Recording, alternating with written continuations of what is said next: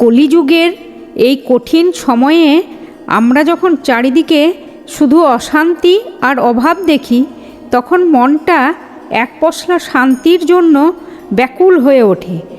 অন্ধ্রপ্রদেশের তিরুমালা পাহাড়ের ওপর বিরাজমান ভগবান শ্রী ভেঙ্কটেশ্বর বা তিরুপতি বালাজি হলেন সেই পরম আশ্রয়। বলা হয় কলিযুগে তিনি স্বয়ং জাগ্রত। আজ শান্তির মন্ত্র চ্যানেলে আমরা শুনব এক নিঃস্ব ভক্তের জীবনের এমন এক কাহিনী, যা প্রমাণ করে দেয় যে মানুষের বিশ্বাস যেখানে শেষ হয়, ভগবানের আশীর্বাদ সেখান থেকেই শুরু হয়।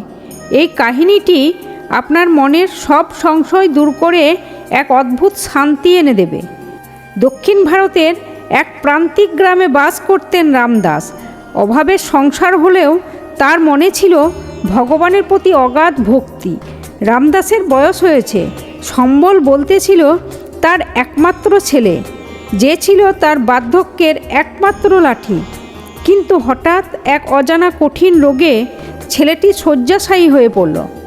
দিন যায়, ছেলের অবস্থা আরও খারাপ হতে থাকে।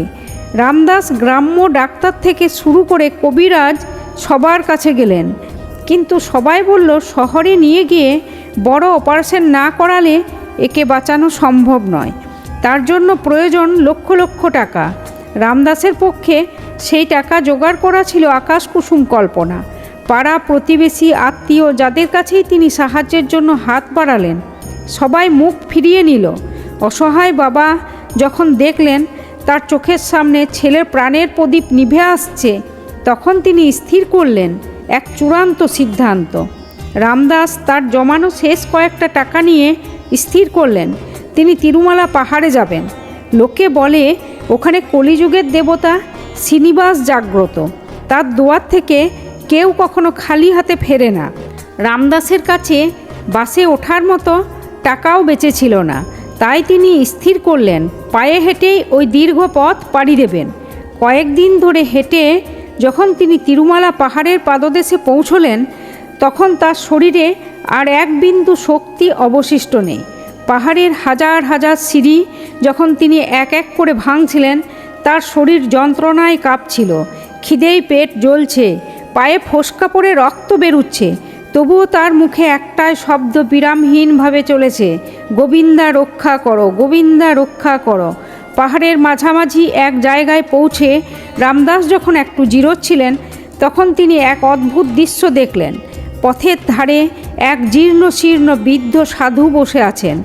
সেই সাধু রামদাসকে ডেকে ক্ষীণ কণ্ঠে বললেন, বাবা, আমার বড় খিদে পেয়েছে, তোর কাছে যা আছে আমাকে দিবি? রামদাসের ঝোলায় ছিল মাত্র দুটো শুকনো রুটি, যা তিনি পুরো পথের জন্য নিজের খাবার হিসাবে নিয়েছিলেন।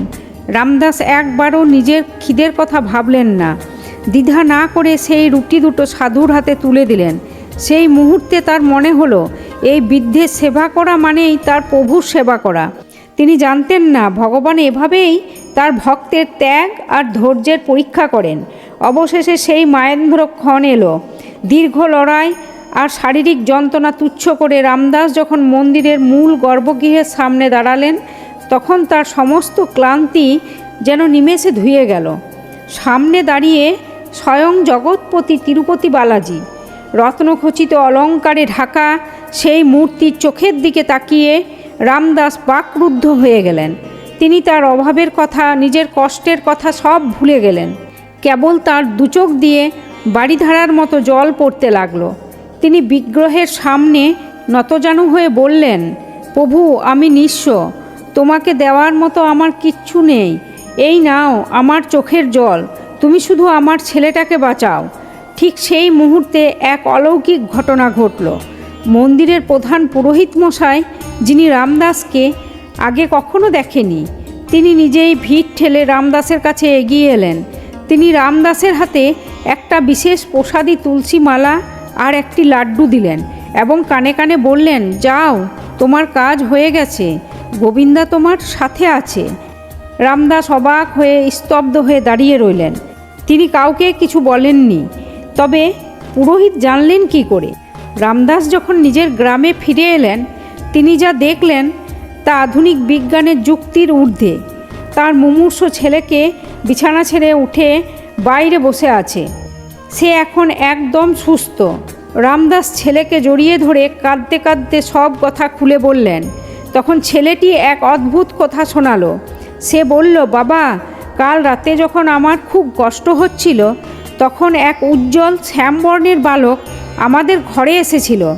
সে আমাকে এক গ্লাস জল খাইয়ে দিল আর মাথায় হাত বুলিয়ে বলল, তোর বাবা আজ তিরুপতিতে আমার কাছে পৌঁছে গেছে, তোর আর কোনো ভয় নেই, তুই এখন সুস্থ। রামদাসের বুঝতে বাকি রইল না।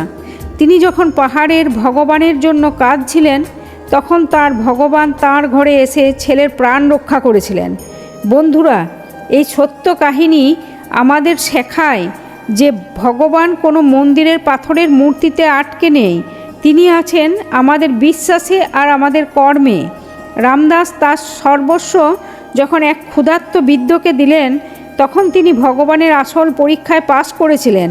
তিরুপতি বালাজি আসলে কোনো ধনী গরিবের ভেদাভেদ করেন না, তিনি শুধু দেখেন আপনি তাকে কতটা অন্তর থেকে ডাকছেন।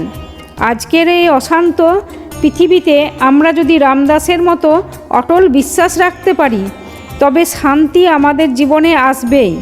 আপনার জীবনেও কি এমন কোনো অলৌকিক ঘটনা ঘটেছে? আমাদের কমেন্ট বক্সে অবশ্যই জানান। আর আজকের এই কাহিনীটি যদি আপনার মনে শান্তি দিয়ে থাকে তবে ভিডিওটি লাইক করে অন্যদের সাথে শেয়ার করুন। শান্তির মন্ত্র পরিবারের সাথে যুক্ত থাকতে সাবস্ক্রাইব বাটনটি ক্লিক করুন। সবাই ভালো থাকুন, শান্ত থাকুন, মনে মনে বলুন ওং নমো ভেঙ্কটাশায়।